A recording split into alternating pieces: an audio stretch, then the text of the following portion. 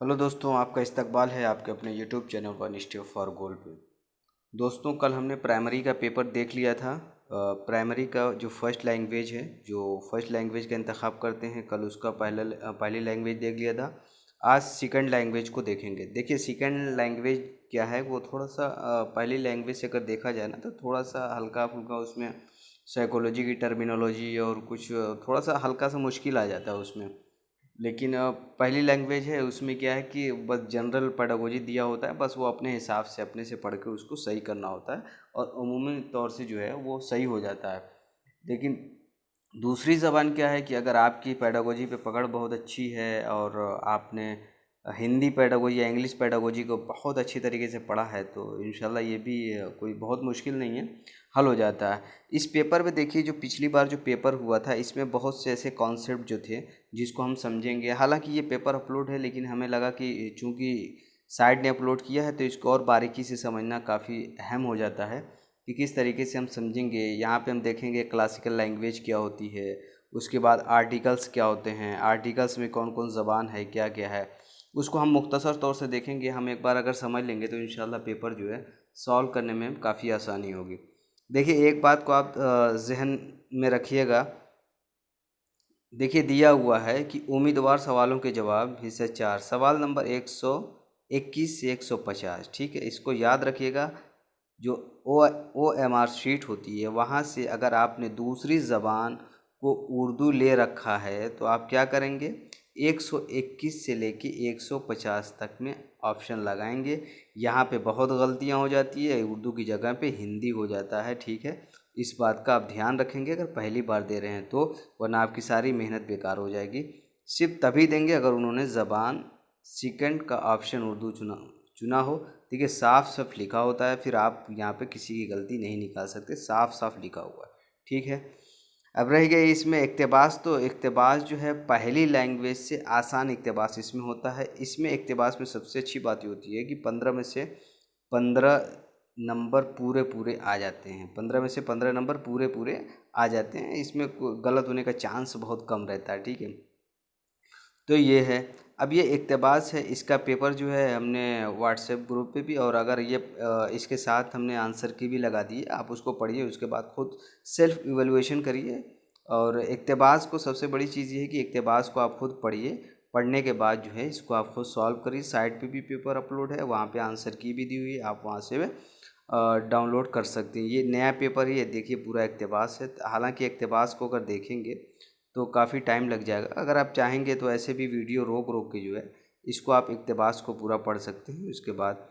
और यहाँ पे रह गई ऑप्शन की, तो इसका आप सही जवाब दे के आप हमारे व्हाट्सएप पे या टेलीग्राम पे भी इसी नंबर से है, वो नंबर एक बार बता देते हैं, 8687826183। ठीक है, ये इसी नंबर पे टेलीग्राम भी है, आप वहाँ से भी कर सकते हैं। ठीक है, अब आइए हम देखते हैं कि क्वेश्चन की तरफ आते हैं कि क्वेश्चन में क्या कहा जा रहा है। कि सिर्फ पेडागोजी को देखते हैं यहाँ पे कि इसमें क्या क्या बातें कही गई हैं। पहला जो है, पहला क्वेश्चन बहुत इंपॉर्टेंट है। यहाँ पे आप लैंग्वेज के सिलसिले से आपको ये सारी चीज़ें मालूम होनी चाहिए। दफ़ा 343(2) के मुताबिक आईन हिंद के लिए क्या कहता है। अब ये देखिए, अब इस बात को देखने के लिए आपको जो जितने आर्टिकल्स हैं, जैसे 350 ये हो गया, मादरी ज़बान में तालीम देना, माइनॉरिटी की अपनी ज़बान में इस्तेमाल करना, आर्टिकल 19 है, 21 है, 31 है, ये सारी चीज़ें आपको मालूम होनी चाहिए कि क्या क्या किस किस आर्टिकल्स में क्या क्या कहा गया है। हालांकि अगर इस पे पूरी जो है 300 जैसे 47 हो गया, इस पे पूरा एक वीडियो आराम से बन सकता है और इस पे जो है एक पूरा ज़बरदस्त लेक्चर हो सकता है इस पे, कि अगर इसको देखा जाए तो। अब देखिए, 350 की जहाँ तक बात है, इसको अगर हम आपके पास जो है नेट से जो हमने सर्च किया है उसको हम दिखा देते हैं, उसके बाद हम क्वेश्चन की तरफ आते हैं। ठीक है, देखिए अब यहाँ पे क्या बात कही जा रही है, इसको आप गौर करिएगा। देखिए बात क्या कही जा रही है कि धारा 343(2) में अंग्रेज़ी को अधिकारी ज़बान,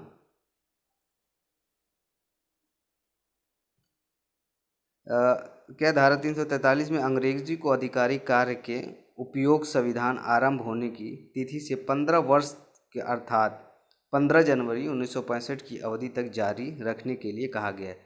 मतलब ये है कि आपको इंग्लिश ज़बान जो अंग्रेज़ी ज़बान है बतौर सरकारी ज़बान जो है इसको 15 वर्षों तक जारी रखा जाए कि इसको मतलब जैसे लोग अगर इंग्लिश जानते हैं तो हिंदी के ज़रिए से उसके सहारे से उसको पढ़ा जाए। उसके बाद जो है उसको पढ़ने के बाद धीरे धीरे आप इंग्लिश का जो मकाम है उसको ख़त्म कर दें। अब यहाँ पे देखिए 365 को उसको उर्दू में हम समझ लेते हैं। 365 उसको इस ज़मानत उसको उर्दू ज़बान के तौर पे यानी अंग्रेज़ी ज़बान को बतौर सरकारी माऊन ज़बान जो है आप उसको इस्तेमाल कर सकते हैं, लेकिन कुछ अवधि 15 वर्ष की जो दी गई थी वो ये सारी चीज़ें हैं। और ये धारा 343 में संसद में 15 जनवरी 1965 के बाद आधिकारिक प्रयोजना के लिए अंग्रेज़ी को उपयोग में जारी रखने के लिए। लेकिन क्या है कि हमारा हिंदुस्तान है, इम्प्लीमेंट होने में काफ़ी टाइम लगता है, तो लिहाजा हम जो लोगों ने जो सोचा कि इंग्लिश को फिर बाद में हटा दिया जाएगा, लेकिन वो चीज़ें मुमकिन नहीं हो पाई और अभी तक वो जारी है। ठीक है, वो सारी संवैधानिक बातें हैं, लेकिन अमली बात कुछ अलग होती है। ठीक है, ये आप जो है क्वेश्चन जब देखते हैं उसको नेट वेट से सर्च करके उसको आप देख लेंगे तो इंशाल्लाह जो है कॉन्सेप्ट जो बिल्कुल क्लियर रहेगा कि वहाँ पे क्या क्वेश्चन कहा गया है। ठीक है, ये देख लिया हमने। अब देखते हैं क्वेश्चन की तरफ आते हैं कि क्वेश्चन में क्या कहा गया है। अब देखिए क्वेश्चन क्या है। क्वेश्चन में ये है कि दफ़ा 343 ए में आइन हिंद में इस्तेमाल के लिए कहता है। तो यहाँ पे जो आइन हिंद इस्तेमाल के लिए कहता है जो अभी हमने पढ़ा है वो यही है कि क्या है, अंग्रेज़ी बतौर माऊन सरकारी ज़बान, यानी अंग्रेज़ी बतौर माऊन सरकारी ज़बान, माऊन का मतलब उसमें मददगार साबित हो। तो ये उसका चौथा ऑप्शन बिल्कुल सही है। इसी तरीके से अब एक और क्वेश्चन आया है, ये भी आप अगर उर्दू को किसी क्लासिकल ज़बान के बारे में कि कौन सी ज़बान क्लासिकल होती है उसके बारे में ये है। अ, देखिए 137 नंबर क्वेश्चन है, 10 में कौन क्लासिकी ज़बान पैमाने में शामिल नहीं है। अब यहाँ पे देखिए पहला इसको एक चीज़ समझ लीजिए कि कोई भी ज़बान क्लासिकल कब होती है, जब उसकी तारीख़ बहुत पुरानी हो, यानी उसकी तारीख़ जो है जैसे 1500-2000 साल पुरानी तारीख़ हो, तो बिल्कुल ये क्लासिकल ज़बान के लिए एक फ़ैक्टर ये भी है कि ज़बान बड़ी पुरानी होनी चाहिए। दूसरा ये फ़ैक्टर है कि उस ज़बान में कुछ कदीम अदब रज़मिए कलमबंद और किए गए हैं। मतलब जो मखतूते वगैरह होते हैं वो उसमें जो बहुत पुराने पुराने वगैरह चीज़ें किताबें लिखी होती हैं वो चीज़ें भी मौजूद होनी चाहिए। ठीक है, तीसरा क्या है, ज़बान का ताल्लुक़ शेड्यूल ज़बानों से ना हो। अब देखिए हमारे हिंदुस्तान के आइन में कानून में 22 ज़बानों के शेड्यूल में 22 लैंग्वेज दी गई है, जिसमें आप सिविल का पेपर अगर देख लें या IAS वाईएएस का पेपर अगर देखें तो आप 22 ज़बानों में दे सकते हैं, जिसमें उर्दू मीडियम भी है। आप उर्दू में भी उस पूरे पेपर को, आप जो रिटन पेपर है पूरे पेपर को उर्दू मीडियम में आप लिख सकते हैं। तो ठीक है, लेकिन यहाँ पे क्या है, ज़बान से ना हो। ठीक है, तीसरा ऑप्शन तो लग रहा है कि भाई गलत है। ज़बान की अपनी तारीख़ रवायत और दूसरी ज़बानों से मुस्तार न हो। जैसे होता है ना कि ज़बान जो है किसी दूसरी ज़बान से ली गई हो, मुख्तलिफ़ जगहों से ली गई है, तो वो सारी चीज़ें वो सारी जो है वैसे कहीं से मुस्तार ना हो, मतलब कहीं से ली ना गई हो, उसका अपना खुद का एक वजूद हो। ठीक है, इस पे काफ़ी जो है वक्तन फ़वक्तन जब डिबेट होती है, जैसे नई न्यू एजुकेशन पॉलिसी जो आई है वहाँ पे भी ज़बान को लेके काफ़ी हंगामा होता है। और यहाँ पे हम देख लेते हैं क्लासिकल लैंग्वेज क्या कौन कौन सी हैं, उसको भी हम एक नज़र देख लेते हैं क्या है। हालांकि उर्दू के बारे में अभी तक ढूंढा हमने, वो क्लासिकल लैंग्वेज में नहीं आती है।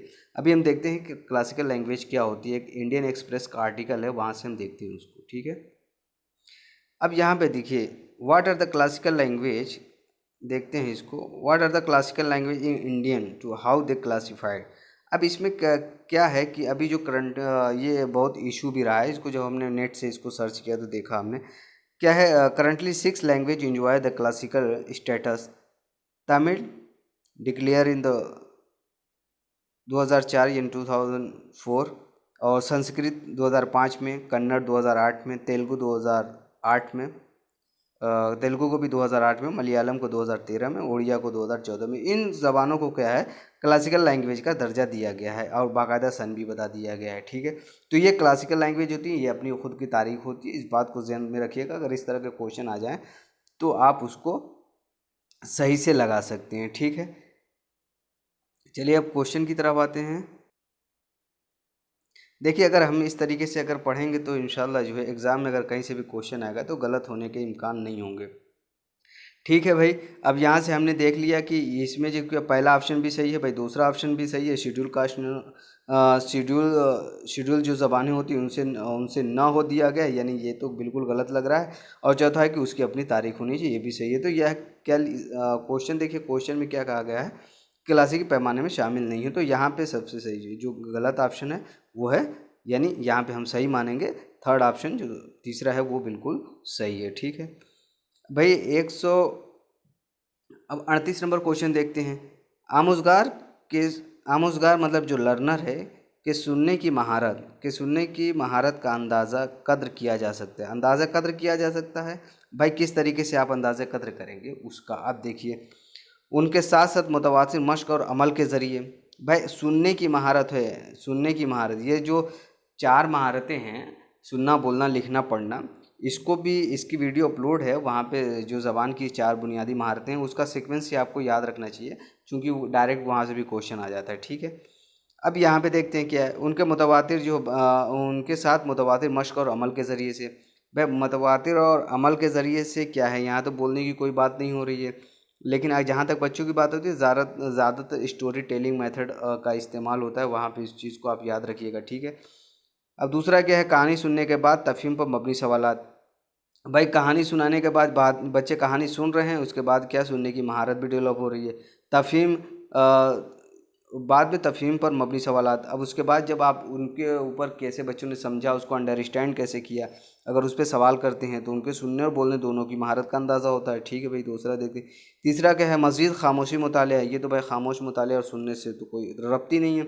उन्हें इल्म सियाहत के बाहर ले जाना। अब इल्म सियाहत के बाहर ले जाना, ये हमेशा प्रोजेक्ट वर्क में होता है। इसको इन्वायरमेंट स्टडी में आप लोग इसको पढ़ते होंगे कि प्रोजेक्ट वर्क में इसको ज़्यादातर होता है, लेकिन उर्दू में भी आप सैर व तफरीह के लिए ले जा सकते हैं, किसी चीज़ की डायरेक्ट ऑब्जर्वेशन के लिए, किसी जैसे ताजमहल वगैरह को पढ़ा रहे हैं या किसी चीज़ को पढ़ा रहे हैं, आप उनको डायरेक्ट वहाँ पे सैर के लिए लेके जा सकते हैं, लेकिन ज़्यादातर इस्तेमाल वो इन्वायरमेंटल स्टडीज़ में होता है। तो यहाँ पे सही ऑप्शन क्या है, सेकंड। ठीक है। कहानी सुनाने के बाद तफहीम पर मबनी सवालात के ज़रिए। ठीक है। आइए आगे देखते हैं भाई। पहली बार देख रहे हैं तो सब्सक्राइब कर लीजिएगा, और इंशाल्लाह इस पे जो है हर स्टेट का वीडियो अपलोड होगा, हर वीडियो के जो कंटेंट होंगे अकॉर्डिंग टू सिलेबस उसको देखा जाएगा। और हो सकता है आपको अगर अच्छा लगे तो सब्सक्राइब करिएगा और लाइक भी करिएगा इसको। ठीक है भाई। 139 नंबर क्वेश्चन क्या है, पढ़ने के इब्तदाई मरहले में उस्ताद को तवज्जो देनी चाहिए। अब पढ़ने के इब्तदाई मरहले में आप किस चीज़ की तवज्जो देंगे, हरूफ तहजी याद कराने में। भाई हरूफ तहजी तो बिल्कुल है, हरूफ तहजी को याद कराना, लेकिन एक बात देखिए कि जो तरीका है, सौती तरीके, तहलीली तरीका, तरकीबी तरीके, ये सारे सारे अपलोड हैं वीडियो, उसको आप एक बार ज़रूर देख के जाइएगा। हालांकि तहरीर का थोड़ा सा उसको सुनिएगा और तो उसी के साथ साथ पढ़िएगा, तो मेरे ख्याल से तहरीर का भी मसला जो है, बहुत कमेंट आ रहा है कि तहरीर का जो मसला है, तो वहाँ पे उसको देखिए, हमने पूरी जितनी अपने से हुआ कोशिश की है उसको जमा करने की है, उसको अपलोड किया है, तो एक बार सुन लेंगे इंशाल्लाह जो है मसला सही हो जाएगा सब। अब देखते हैं क्या है भाई, हरूफ तहज्जी तो याद कराना, प्राइमरी में जब आप बच्चों को पढ़ाते हैं तो हरूफ तहज्जी तो याद कराई जाती है, लेकिन उसका तरीका क्या है भाई वो भी देख लेते हैं। पढ़ने में रवानी क्या है, पहले अलीफ से अल्लाह, बे से बाल्टी वगैरह ये सब पढ़ाते हैं, तो वो एक सौती तरीका होता है। ठीक है। और सी क्या है, हरूफ को आवाज़ के मुताबिक फ़रोग देने पर। तीसरा है, चौथा क्या है, पढ़ने की दुरुस्तगी को। अब देखिए पढ़ने की दुरुस्तगी का मतलब पहले ही कि पहले तो वो इब्तदाई चीज़ तो सीख जाए।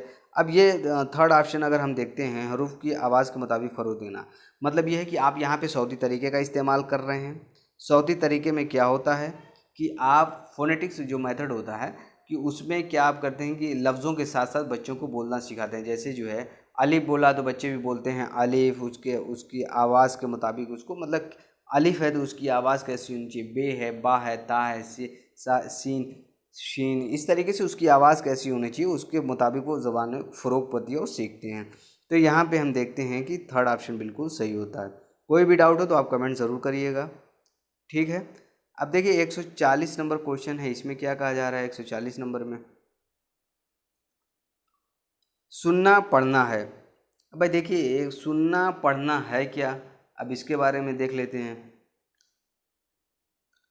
सुनना पढ़ना एक तो अखज़ी महारत है। ठीक है। दूसरा ऑप्शन क्या दिया है, इज़हारी महारत है। तीसरा एक है دلچسپ مہارت ہے، ٹھیک ہے، غور و فکر کی مہارت ہے۔ آپ غور و فکر کی مہارت جب آپ مطالعہ کریں گے، جب مطالعہ کرتے ہیں وہاں پہ آپ کو زیادہ تر غور و فکر کی ضرورت پڑتی ہے۔ جب آپ جو اس کو بھی مطالعہ جو غور و فکر کے ساتھ آپ مطالعہ کرتے ہیں تو وہاں پہ غور و فکر کی ضرورت پڑتی ہے۔ سننا اور پڑھنا دلچسپ مہارت، بھائی اگر سننا اگر پڑھنا اتنی دلچسپ مہارت ہوتی تو آج پوری دنیا میں کون جاہل ہوتا بھائی، یہ ایک بھی ایک بات ہے، ٹھیک ہے۔ اظہاری مہارت ہے، بھائی سن رہے ہیں پڑھ رہے ہیں تو اسے اظہار آپ کیا کر رہے ہیں؟ آپ تو سن رہے ہیں نا اور پڑھ رہے ہیں، تو اس میں اظہار نہیں ہو رہا ہے۔ اب سن رہے ہیں اور مہارت، یہ اخذ مہارت ہے، یعنی سن کے آپ کوئی چیز اخذ کر رہے ہیں۔ جیسے مان لیجیے کہ ہم آپ کو بتا رہے ہیں تو آپ اس کو سن رہے، تو کچھ اخذ ہو رہا ہے نا، آپ سوال کو سمجھ رہے ہیں اور اس کے ساتھ ہم پڑھ بھی رہے ہیں، تو کیا کر رہے ہیں؟ یہ ایک مہارت ہے، ایک چیز ہے کہ ہم کوئی چیز اخذ کر رہے ہیں، کسی چیز کو ہم سمجھ رہے ہیں۔ اگر اسی کوشچن کو تھوڑا سا اگر گھما دیا جائے، سننا اور اگر یہاں پہ کہہ دیا جائے کہ پڑھنا اور لکھنا، مان لیجیے پڑھنا ہے اور یہاں پہ لکھنا اگر کہہ دیا جائے، لکھنا یہ کون سی مہارت ہے؟ یہ اعلیٰ درجے کی مہارت میں فوراً آ جائے گا یہ، ٹھیک ہے۔ تو اس چیزوں کو بس تھوڑا سا ادھر ادھر کوشچن کر کے خود اینالائز اگر کریں گے تو 2-3 پیپر اگر سالو کر لیا آپ نے اینالائز کر کے، تو انشاءاللہ جو ہے کوئی بھی پیپر جو ہے سالو ایسا نہیں ہے کہ وہ مشکل ہو جائے، ٹھیک ہے۔ 40 نمبر کوشچن سمجھ میں آ گیا ہوگا۔ 41 نمبر کوشچن دیکھتے ہیں بھائی، اس میں کیا ہے؟ تخلیق کار بچوں کی ضرورت کے مطابق استاد، تخلیق کار بچوں کے جو کریٹیو بچے ہوتے ہیں، جن میں تخلیقی صلاحیت ہوتی ہے، ٹھیک ہے، تخلیقی کار بچوں کی ضرورت کے مطابق استاد کس کے ذریعے اپنے رد عمل کا اظہار کر سکتے ہیں؟ اب دیکھیں کس طریقے سے اپنے رد عمل کا اظہار کریں۔ استاد کس کے ذریعے سے، بہت امپورٹنٹ چیز ہے، اکثر یہ اس طرح کا کوشچن آتا ہے، ٹھیک ہے۔ اب یہاں پہ آپشن اے دیکھتے ہیں، بچوں کے قواعدی غلطی کے بارے میں تفصیلی فیڈ بیک فراہم کریں، مطلب اتنا تفصیلی فیڈ بیک فراہم کر دیں گے کہ وہ دوبارہ اسکول ہی نہ آئے، ٹھیک ہے۔ تو اس طرح کی حرکت بالکل نہیں کرنی ہے پیڈاگوجی میں، ٹھیک ہے۔ ان کے کاموں کی تعریف اور ان کے کاموں کے حوالہ دیتے ہوئے ان کو خصوصی تبصرہ کریں گے۔ ایک کتنی بہترین چیز ہے، آپ جو ہے آپ پہلے کے جو لوگ ہوتے تھے وہ کسی خامیوں کو کتنی خوبصورتی کے ساتھ جو ہے اس کو بتاتے تھے کہ خامیاں بھی دور ہو جاتی ہیں اور ہمیں شرمندگی کا بھی احساس نہیں ہوتا اس طریقے سے، مطلب اس کو ایک ایک اچھی مثال اور اچھے طریقوں کے ذریعے سے وہ سمجھاتے تھے تاکہ وہ غلطی دور ہو جاتی تھی اور ہم لوگوں کو سمجھ میں بھی آ جاتا تھا۔ چلیے ٹھیک ہے بھائی، بی آپشن دیکھا جائے تو بھائی ٹھیک لگ رہا ہے۔ اب دیکھیں غلطیوں کو تھرڈ کیا ہے؟ غلطیوں کو نظر انداز کرنے کے لیے کہہ کر، بھائی غلطیوں کو نظر انداز تو بالکل نہیں کرنا ہے، حالانکہ اس کا کوئی نہ کوئی حل تلاش کرنا ہے، ٹھیک ہے۔ چوتھا آپشن کیا ہے؟ پوری کلاس کے سامنے بہتر تحریر کے لیے گریڈنگ دے گی۔ اب بھائی پوری کلاس کے سامنے ایک بچے کو اگر پوری طور سے آپ گریڈنگ دیں گے، اب یہاں پہ دیکھیے کہ اس کی بھی بڑی مخالفت ہوتی ہے کہ اب تو گریڈنگ ہو گیا کہ نمبر جو ہے اگر آپ کا 60 سے 70 تک ہے تو گریڈنگ دے دیا کہ پتہ ہی نہیں لگتا کہ کون ٹاپ ہے یا کیا ہے۔ تو اس طریقے سے کیٹیگری وائز بانٹ دیا جاتا ہے جس میں کوئی بچہ جو ہے شرمندہ نہ ہو، باقی سب لگیں، اسی لیے کمپٹیشن کا دور ہے بھائی، جو جتنی اپنے اندر اسکل کو ڈیولپ کرے گا وہ بندہ اتنا ہی کامیاب ہوگا، ٹھیک ہے۔ تو یہاں پہ دیکھا جائے تو یہاں پہ سب سے بہتر آپشن ان کے کاموں کی تعریف کریے، ان کے کاموں کی تعریف اور ان کے کاموں کا حوالہ دیتے ہوئے ان پہ خصوصی تبصرہ کریے اور تمام بچوں سے رائے وائے بھی لیجیے۔ تو یہاں پہ جو ہے کیا ہے؟ سیکنڈ آپشن بالکل صحیح ہے، ٹھیک ہے بھائی۔ 141، اب 142 نمبر کوشچن دیکھتے ہیں کیا ہے۔ درج ذیل میں کون اپنے زبان سیکھنے اور زبان کی آموزش کا بنیادی فرق ہے؟ دیکھیے ایک بہت اچھی چیز ہے کہ زبان ایک اپنے آپ زبان سیکھنے اور زبان کی آموزش کا بنیادی فرق کیا ہے، ٹھیک ہے۔ اب یہاں پہ دیکھیے، ایک تو زبان ہوتا ہے کہ آپ مادری زبان ہے، اس کو آپ کو سیکھنے کی ضرورت نہیں پڑتی، وہ آپ کہیں سے بھی کسی طریقے سے بھی آپ اس کو ماحول کے مطابق آپ اس کو سیکھ سکتے ہیں، ٹھیک ہے۔ اب یہاں پہ کیا ہے؟ روانی اور درستگی کیا ہے کہ یہ آموزش کیا یہاں پہ دیا ہے، زبان کی آموزش کا بنیادی فرق ہے۔ روانی اور درستگی یہ تو آپ مادری زبان میں ہو سکتا ہے۔ زبان سے سابقہ، اب یہاں پہ دیکھیے زبان سے سابقہ کیا ہے؟ ایک زبان سے جب دوسری زبان سے آپ کو سابقہ پڑتا ہے، جیسے مان لیجئے کہ آپ کلاس میں گئے، آپ نے ہندی میڈیم سے پڑھنا شروع کر دیا، ٹھیک ہے، آپ نے ہندی میڈیم سے پڑھنا شروع کر دیا، انگلش زبان سے آپ کا سابقہ پڑ گیا، تو آپ کیا کریں گے؟ اب اس کے ذریعے سے آپ انگلش زبان سے متاثر ہو گئے، اس سے ایک زبان کا سابقہ پڑ گیا، آپ نے انگلش سیکھنا شروع کر دیا۔ تو کیا ہندی زبان کے ذریعے یا اردو زبان کے ذریعے آپ کا سابقہ کس سے پڑا؟ انگلش سے پڑا۔ تو اب کیا کیا آپ نے؟ انگلش کو سیکھنا شروع کر دیا۔ جب انگلش سے سیکھنا شروع کر دیا تو کس کے ذریعے سے؟ زبان سے سابقہ، یعنی آپ نے اردو زبان کے ذریعے سے دوسری زبان کو سیکھنا شروع کر دیا۔ یہاں پہ دیکھ تو کیا ہے؟ زبان کا سابقہ دوسرا زبان، درستگی اور رفتار سے، یہ تو بھائی مادری زبان میں درستگی اور رفتار سے رفتار اور تلفظ یہ آ سکتا ہے، لیکن آموزش اور زبان سیکھنے، اپنے آپ زبان سیکھنے، اپنے آپ تو زبان مادری زبان آتی ہے، اور زبان کی آموزش جو دوسری زبان سیکھی جاتی ہے، تو یہاں پہ آپشن سیکنڈ بالکل صحیح ہے۔ ٹھیک ہے بھائی، 143 نمبر کوشچن دیکھتے ہیں کیا ہے 143 نمبر کوشچن میں۔ بطور ماخذ، بطور ماخذ کا مطلب سورس ہوتا ہے، کہ آپ نے سورس آپ سمجھ رہے ہوں گے۔ بطور ماخذ مادری زبان کے استعمال کے بارے میں ذیل میں دیا گیا کون سا بیان درست نہیں ہے؟ اب دیکھیے کون سا بیان درست نہیں ہے، اب یہاں پہ دیکھتے ہیں۔ یہ بچوں کی آموزش، غور و فکر اور تبادلہ خیال میں معاون ہوتا ہے۔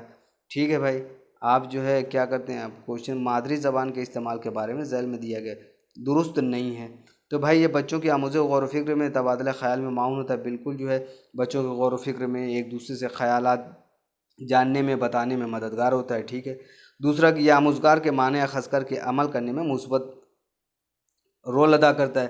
بھائی یہ بھی صحیح ہے کہ اس کو مثبت رول ادا کرتا ہے زبان کے ذریعے سے۔ ٹھیک ہے، تھرڈ آپشن کیا ہے بھائی؟ مادری زبان اہم تدریس مواقع فراہم کرتی ہے۔ ہاں بھائی، مادری زبان کے ذریعے اب درس و تدریس کے کام ہوتے ہیں، چاہے ہندی ہو، انگلش ہو، اردو، ملیالم، کوئی بھی زبان سے۔ چوتھا کیا بھائی؟ یہ دوسری زبانوں کو نظر انداز کرنے میں معاون ہوتی ہے۔ آپ ایک چیز یاد رکھیے گا پیڈاگوجی میں، کہ کبھی بھی کسی بھی چیز کو نظر انداز، زبان کو اگر کثیر لسانی کلاس ہے، اس میں ایک سے زیادہ زبان کے لوگ پڑھتے ہیں بچے، تو اس کو کبھی بھی کسی کو نظر انداز نہیں کرنا ہے۔ تو یہاں پہ دیا گیا ہے بیان درست نہیں ہے۔ آپ نہیں جو ہوگا، جب ایگزام میں جائیں گے آپ، تو جب نہیں ہوگا تو وہاں پہ آپ نشان لگا لیجئے گا، تاکہ اس کی وجہ سے آپ کا فوراً ایک نمبر کوشچن غلط ہو جاتا ہے۔ ٹھیک ہے، کوشچن اچھے سے پڑھیے گا، لاسٹ میں اس کو نشان لگا لیجیے گا، اسی حساب سے اس کو حل کریے گا۔ تو یہاں پہ چوتھا آپشن بالکل صحیح ہے۔ ٹھیک ہے، آگے آتے ہیں بھائی، کیا ہے؟ ابتدائی سطح پہ بچے کی زبان کو فروغ دینے میں سب سے اہم کیا ہے؟ اب ابتدائی زبان پہ بچوں کو فروغ دینے کے لیے سب سے زیادہ کیا ہے بھائی؟ قواعد کا علم ہونا۔ ابتدائی زبانوں پہ قواعد کا علم ہونا۔ آپ دیکھیے ابتدائی زبان پہ NCERT کی بار بار بات اس لیے کر رہے ہیں تاکہ آپ کے ذہن میں وہ چیز رہے کہ الگ سے کوئی قواعد کی کتاب نہیں ہوتی ہے۔ ٹھیک ہے، اور پھر اس کے بعد کیا ہوتا ہے؟ ابتدائی سطح پہ بچوں کے زبان کے فروغ کے لیے ہمیشہ کیا ہے؟ بچوں کو ایکٹیویٹی کے ذریعے سے زیادہ سے زیادہ ان کو موقع فراہم کریے، یعنی موقع دیجیے کہ وہ اپنی بات کو کہہ سکیں، ان سے ان کے خلاصے سنیے، ان سے کہانیاں وغیرہ سنیے، اور ان کے تجربات شیئر کریے۔ یہ ساری چیزیں زبان کو فروغ دینے میں قواعد کا علم ہونا بھائی پہلا ہے۔ دوسرا آپشن کا ہے؟ زبان کے لیے مناسب ماحول۔ اگر زبان کے لیے آپ مناسب ماحول اگر پیدا کرتے ہیں آپ، تو کیا ہوتا ہے؟ بچے کے زبان کے فروغ میں کافی مدد ملے گی۔ ٹھیک ہے، زبان کی درسی کتاب سے آپ جو درسی چیزیں ہیں، وہی محدود چیزیں ہیں، وہی سیکھ سکتے ہیں۔ بچے کا انداز قدر جو ہوتا ہے، انداز قدر کی تو کوئی بات نہیں ہے، لہٰذا یہاں پہ اگر کیا ہے؟ زبان کے لیے مناسب ماحول تیار کرتے ہیں تو بچے کے زبان کیا ہے؟ فروغ بہت اچھے سے پائے گی۔ 144 نمبر کوشچن بھائی 145 نمبر کوشچن دیکھتے ہیں۔ 145 نمبر کوشچن میں کیا کہا گیا ہے؟ پورٹ فولیو کی مثال کیا ہے؟ اب یہاں پہ ہم نے کئی بار کہا ہے کہ port folio, rating skill, observation, اس کو بہت اچھے سے پڑھ لیے گا۔ اس میں ہندی ہو یا انگلش ہو، کسی بھی پیڈاگوجی میں ہو، یہاں سے کوشچن ضرور آپ کو دیکھنے کے ملتے ہیں۔ اب دیکھیے پورٹ فولیو کیا ہوتا ہے؟ یہ استاد کے ذریعے بنایا جاتا ہے، اور پورٹ فولیو ایک اسکول سے بچہ دوسری اسکول میں جاتا ہے، ٹرانسفر ہوتا ہے، تو اس پورٹ فولیو کے ذریعے سے دوسرے اسکول کے لوگ اس کے بارے میں پتہ کرتے ہیں، اس کے بیہیویئر کے بارے میں جان جاتے ہیں، اس کی کمیوں کے بارے میں جان جاتے ہیں، اس کے اچھائیوں کے بارے میں ساری چیزوں ہو جاتی ہیں۔ ٹھیک ہے، از خود اندازہ قدر، از خود اندازہ قدر تو ہوتا ہے، لیکن یہ اب آگے دو دیکھتے ہیں۔ استاد کے ذریعے اندازہ قدر، استاد کے ذریعے بھی ہوتا ہے، از خود بھی ہوتا ہے بھائی، صحیح ہے۔ از خود اور استاد دونوں کے ذریعے اندازہ قدر ہوتا ہے۔ ٹھیک ہے بھائی، تیسرا آپشن تو اس میں دونوں سم آ گیا، پہلا اور دوسرا دونوں آ گیا۔ ریاستی بورڈ کے ذریعے اندازہ، بھائی ریاستی بورڈ تھوڑی ہے، یہ تو ٹیچر کرتا ہے، یہ تو وہ جو کیا بولتے ہیں اس کو، کریکولم جو تیار ہو جاتا ہے، کریکولم جو ہے ایک ہوتا ہے کہ کریکولم جو ہوتا ہے، اور ایک ہوتا ہے سلیبس، اس میں بھی کافی فرق ہے، انشاءاللہ کبھی اس پہ دیکھا جائے گا۔ لیکن جو کریکولم تیار ہوتا ہے वो ریاستی بورڈ یا سینٹرل بورڈ کے طریق سے کریکولم تیار ہوتا ہے، اس کے بعد وہ نصاب وغیرہ سلیبس وغیرہ بنائے جاتے ہیں۔ تو یہاں پہ کیا ہے، وہ تو الگ ٹاپک ہے، لیکن از خود اور استاد دونوں کے ذریعے انداز قدر ہوتا ہے۔ یہاں پہ تھرڈ آپشن بالکل صحیح ہے، ٹھیک ہے۔ 146 نمبر کوشچن دیکھتے ہیں بھائی، لفظوں پر مبنی معمہ کس کس کے اضافے میں معاون ہوتا ہے؟ اب معمے کا مطلب کیا ہوتا ہے بھائی؟ معمے کو کہتے ہیں پہلی۔ پیپر وغیرہ میں آپ دیکھا ہوگا، پیپر میں آپ نے دیکھا ہوگا کہ اس طریقے سے بنا ہوتا ہے، خاکہ بنا ہوتا ہے، ایسے ایسے رہتا ہے، اور انگلش میں آپ سمجھ لیتے ABCD اس طریقے سے کچھ رہتا ہے۔ اسی طریقے تو اردو میں کچھ کر دیا، کچھ ایسے بے کر دیا، تے کر دیا، جین کر دیا، اس طریقے سے۔ اب اس میں آپ لفظوں کو کیا ہے کہ لفظوں کے ذریعے سے آپ لفظ بنائیں گے، اس کو جوڑیں گے، یہ ساری چیزیں یہاں پہ وہ معمے میں ہوتی ہیں۔ تو یہ معمے سے مطلب کیا ہے؟ معمے سے متعلق جیسے کہاوت ہو گیا، ضرب المثل ہو گیا، یا پہلی وغیرہ، یہ ساری چیزیں ہوتی ہیں، وہ کھیل کھیل کا ذریعہ ہے بچوں کو سکھانا ہے، جس سے لاجیکل تھنکنگ ڈیولپ ہوتی ہے۔ یہ بات بھی یاد رکھیے گا، جس سے منطقی سوچ فروغ پاتی ہے، لاجیکل تھنکنگ کیا ڈیولپ ہوتی ہے۔ اس میں بھائی سننے کی مہارت ہے، لکھنے کی مہارت ہے، لفظیات ہے، بالکل لفظوں کے ذریعے کھیلا جاتا ہے، یہ ادبی معنی ہے بھائی۔ اس میں کچھ لوگ ہوتے ہیں نا کہ اس کو جو ہے لفظوں کے ذریعے سے کھیلنا ہے، ان کو پسند ہے، جیسے تعلیمی تاش وغیرہ ہو گئے، تو یہ کھیل کا ایک طریقہ ہے۔ تو یہاں پہ تھرڈ آپشن بالکل صحیح ہے، ٹھیک ہے۔ آگے دیکھتے ہیں بھائی، آج کو اردو والوں تک پہنچائیے، چونکہ کرنٹ پیپر اپلوڈ کیا ہے، اس کا مطلب ہو سکتا ہے کہ اس کے پہلے ابھی نہیں ہوا تھا، ہو سکتا ہے کہ اسی پیٹرن پہ ایگزام ہو، تو یہ دیکھنے سے آپ کو کافی فائدہ ملے، اور دوستوں تک شیئر ضرور کریے گا جو اردو زبان کا انتخاب کرتے ہیں، چونکہ ہم نے پوری کوشش کی ہے کہ کم وقت میں پیپر کو اچھی طریقے سے آپ سمجھ سکیں، ٹھیک ہے۔ 147 نمبر کوشچن کیا ہے؟ درج ذیل میں سے کون سننے کی سرگرمی کا انداز قدر کے دوران ضروری نہیں ہے؟ اب یہ دیکھیے، ایک ہم نے اسی میں پہلی لینگویج میں جو ہم نے وہاں پہ ڈسکس کیا تھا کہ کسی مطالعے کی وہ چیزیں نہیں ہیں، تو کسی چیز کا ایجنڈا لکھنا، وہاں پہ وہ آپشن صحیح تھا۔ اور یہاں پہ دیکھتے ہیں کہ کس طریقے سے ہے، کون سننے کی سرگرمی انداز قدر کے دوران ضروری نہیں ہے۔ اب دیکھیں، آواز، لفظوں کا تلفظ، بھائی سننے کی سرگرمی کے اندازہ کرنے کے دوران بھائی آواز ہے، اور کیا ہے، لفظوں کا تعلق، بھائی یہ بھی تو ہونا چاہیے، ٹھیک ہے۔ موضوع کے مطابق لفظوں کا درست استعمال، ٹھیک ہے، موضوع کے حساب سے لفظوں کا درست استعمال بھی ہونا چاہیے۔ لغات اور فاموس کا استعمال، بھائی لغات اور فاموس، لغات دیکھیے فاموس کیا ہوتے ہیں بھائی، اس کو بھی سمجھ لیتے ہیں۔ فاموس کیا ہے؟ ڈکشنری سمجھتے ہیں، ٹھیک ہے، لغت اس کو کہتے ہیں، ٹھیک ہے۔ اب یہاں پہ کیا ہے، کوشچن کیا ہے، کون سننے کی سرگرمی کا اندازہ قدر کے دوران ضروری ہے؟ اب بھائی لغت اگر آپ دیکھ رہے ہیں تو یہاں پہ کیا کر رہے ہیں، سننے سے تو کوئی مسئلہ ہے نہیں، آپ نے کوئی چیز دیکھا ہے اور آپ اسی طریقے سے اس کو دیکھ رہے ہیں۔ اب یہاں پہ ایک چیز بتا دیں ہم، اب یہاں پہ ہم نے اس کے پہلے جو پیپر اپلوڈ کیا تھا اس میں آپ دیکھیے اسکیننگ اور اسکیمنگ کے بارے میں جو ہے بتایا گیا ہے، وہاں پہ اس کو ایک بار 20 میں 22 منٹ بعد اس میں شاید وہ آئے گا، اس کو آپ سن لیجئے گا وہاں سے، تو کلیئر ہو جائے گا، تھوڑا موڑا آپ کو کانسیپٹ مل جائے گا کہ یہاں پہ کون سا طریقہ استعمال ہوگا، ٹھیک ہے۔ اور آپ اس کو نیٹ سے بھی اس کو اسکیمنگ اور اسکیننگ کو اچھے سے دیکھ کے جائیے گا، اس پہ سوال اب بننے لگے ہیں، ٹھیک ہے۔ تو کیا ہے، لغات اور خاموش، اس سے کیا ہے، سننے کی سرگرمی کا اندازہ قدر دوران ضروری نہیں ہے۔ صاف اور واضح لفظ الفاظ بولیں گے تو سننے کی سرگرمی معلوم ہوگی، تو یہاں پہ کیا ہے بھائی، آپشن تھرڈ اس کا بالکل صحیح ہے، ٹھیک ہے۔ اب آتے ہیں 148 نمبر کوشچن پہ۔ بھائی 148 نمبر کوشچن کیا ہے؟ زبان کے حروف کو آوازوں کے ساتھ ملا کر پڑھنے کی تدریج کا ایک طریقہ ہے۔ اب یہاں پہ صوتی طریقے پہ پیچھے بات ہو چکی کہ جس کو آپ اگر حروف تہجی کو پڑھا رہے ہیں تو اس کو صوتی طریقے سے پڑھانا ہی بہتر ہوتا ہے اس کو، ٹھیک ہے۔ زبان کے حروف کو آوازوں کے ساتھ ملا کر پڑھنے، اب زبان کے حروف کو آپ آواز کے ساتھ ملا کے بول رہے ہیں، جیسے الف آپ نے بولا، بچے بھی اس کو سن رہے ہیں، اسی آواز کے ساتھ الف بول رہے ہیں، بے وہ اب کیا ہے، ہم آواز کر رہے ہیں، تو راست طریقہ جو ڈائریکٹ اپروچ ہوتا ہے یہ بھی نہیں ہے بھائی، ٹھیک ہے۔ صوتی طریقہ، صوت کا مطلب کیا ہے، صوت کا مطلب سمجھے، صوت کا مطلب آواز ہوتی ہے، صوت کا مطلب۔ اب یہاں پہ آپ کیا کر رہے ہیں کہ بچوں کو پڑھا رہے ہیں آواز کے ذریعے سے۔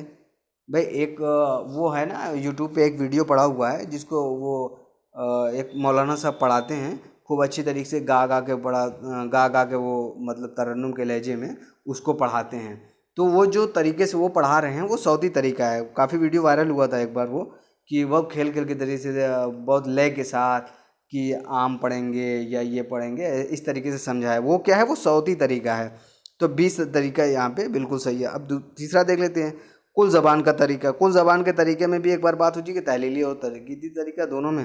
तो यहाँ पे जो है थर्ड ऑप्शन बिल्कुल सही है, ठीक है। जुज़ ज़बान का तरीका, जुज़ में जुज़ जुज़ करके समझाना, तो ये भी एक तो ज़बान का तरीका है यहाँ पे। लेकिन यहाँ पे जो है सबसे बेहतर ऑप्शन क्या है, सऊदी तरीका है। सेकंड ऑप्शन बिल्कुल इसका सही है, ठीक है। उर्दू पेडागोजी भी अगर पढ़ा जाए उसको अच्छे से तो इतना आसान नहीं है। इंशाल्लाह इस पे जो है हम, अब तो टाइम बहुत कम है, लेकिन जितनी भी नई टर्मिनोलॉजी आ रही है उसको उर्दू में करके इंशाल्लाह हम कोशिश करेंगे आप तक उसको पहुंचाया जाए, ताकि अब जो नए पैटर्न से जो इंग्लिश के ज़रिए से पेडागोजी उर्दू पूछी जा रही है, तो उस हिसाब से एक बढ़िया अच्छा नोट्स बनाया जा सकता है। उसके बाद इंशाल्लाह इस पे कोशिश करेंगे। बस आप लोग दुआएं करिए और साथ देते रहिए, इंशाल्लाह इस पे काम अच्छा होगा। बस आप लोगों की दुआएं चाहिए। तो यहाँ पे हमने देख लिया क्या है, दरसी किताब पढ़ाए जाने में पहला तो क्वेश्चन हमने इसके पहले देख लिया। यहाँ पे ये है सऊदी तरीका, ठीक है। अब 149 नंबर क्वेश्चन है भाई, देखते हैं क्या है इसमें।